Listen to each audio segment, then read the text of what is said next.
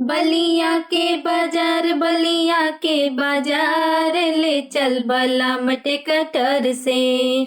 बलिया के बाजार, बलिया के बाजार, ले चल बलम टेकटर से।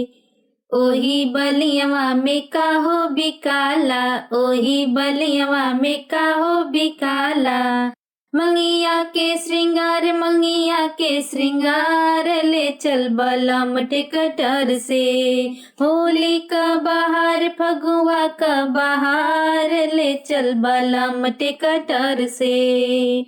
ओही बलियवा में काहो बिकाला, ओही बलियवा में काहो बिकाला।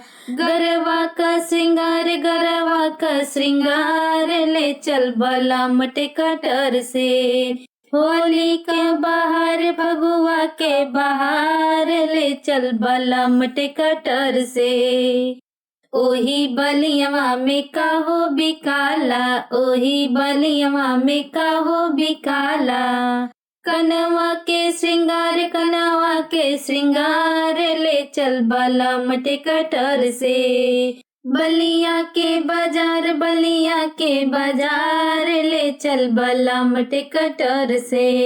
बलिया के बाजार, बलिया के बाजार, ले चल बलम टेकटर से।